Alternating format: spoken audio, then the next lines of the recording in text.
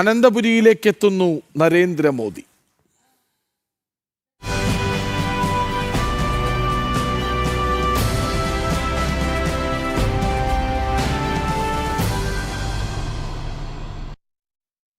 കേരളത്തിന് നരേന്ദ്രമോദി നൽകുന്ന സമ്മാനം അമൃത് ഭാരത് സർവീസ് ട്രെയിനുകൾ നാളെ ഉദ്ഘാടനം ചെയ്യും. തിരുവനന്തപുരത്തെത്തുന്ന പ്രധാനമന്ത്രി നരേന്ദ്രമോദി അമൃത് ഭാരത് ട്രെയിനുകൾ ഉദ്ഘാടനം ചെയ്യും. കൊച്ചുവേളിയിൽ നിന്നും ദിസ്ന സുരേഷ് ഒപ്പം ചേരുന്നു. ദിസ്ന, വലിയൊരു കുതിപ്പാണ് റെയിൽവേ ട്രാക്കിൽ കേരളത്തെ കാത്തിരിക്കുന്നത് അല്ലേ?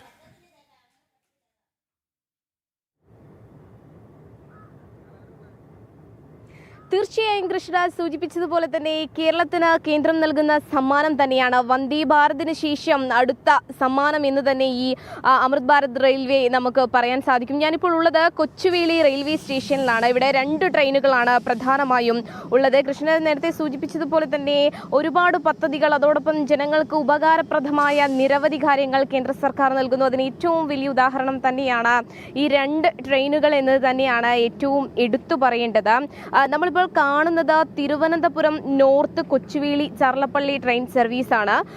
കൂടാതെ Thiruvananthapuram central to Tambaram railway സർവീസും കൂടി ഉണ്ട് എന്നത് തന്നെയാണ്. എന്തായാലും ഇതിൻ്റെ നാളെയാണ് പ്രധാനമന്ത്രി നരേന്ദ്രമോദി ഇത് ഇനാഗ്രേറ്റ് ചെയ്യുന്നത്, ഫ്ലാഗ് ഓഫ് ചെയ്യുന്നത് എന്നത് തന്നെയാണ്. നമുക്കറിയാം ഈ കേരളത്തിന് 3 അമൃത് ഭാരത് ട്രെയിനും ഗുരുവായൂരിലേക്ക് പുതിയ പാസഞ്ചർ ട്രെയിൻ സർവീസുമാണ് റെയിൽവേ അനുവദിച്ചത് എന്നത് തന്നെയാണ് ഏറ്റവും വലിയ സന്തോഷകരമായ ഒരു കാര്യം. അതിൽ തിരുവനന്തപുരം താമ്പരം, തിരുവനന്തപുരം ഹൈദരാബാദ്, നാഗർകോവിൽ മംഗളൂരു റൂട്ടുകളിലാണ് അമൃത് ഭാരത് സർവീസ് നടത്തുന്നത്. ഗുരുവായൂർ തൃശ്ശൂർ റൂട്ടിലാണ് പുതിയ പാസഞ്ചർ ട്രെയിനും അനുവദിച്ചത്. എന്തായാലും ആധുനികമായ ടെക്നോളജി സംവിധാനങ്ങൾ ഉപയോഗിച്ച് തന്നെയാണ് ഇത്തരത്തിൽ ഈ ട്രെയിൻ ക്രമീകരിച്ചിരിക്കുന്നത് എന്ന് തന്നെയാണ് ഏറ്റവും എടുത്തു പറയേണ്ടത്. ഏറ്റവും വലിയ സവിശേഷതയായി അത് തന്നെയാണ് കൃഷ്ണരാജ് പറയുവാനുള്ളത്. മണിക്കൂറിൽ 130 കിലോമീറ്റർ വരെ വേഗത്തിൽ സഞ്ചരിക്കും എന്നത് തന്നെയാണ് ഏറ്റവും വലിയ സവിശേഷത. നമുക്കറിയാം പെട്ടെന്ന് പോകണമെങ്കിൽ ഒക്കെ തന്നെയും ഈ വന്ദേ ഭാരത് ട്രെയിനുകൾ ഏറ്റവും ഉപകാരപ്രദമായി മാറിയിരിക്കുന്ന ഒരു സംവിധാനം ഉണ്ട്. അതോടൊപ്പം തന്നെ ഇതും 130 കിലോമീറ്റർ വരെ വേഗത്തിൽ സഞ്ചരിക്കുന്നു എന്ന് തന്നെയാണ് ഏറ്റവും വലിയ സവിശേഷതയായി നമുക്ക് എടുത്ത് പറയാൻ സാധിക്കും. എന്തായാലും നമുക്ക് ഈ ട്രെയിനിൻ്റെ അകത്തെ വിശേഷങ്ങൾ കൂടി നമുക്ക് കാണാവുന്നതാണ്.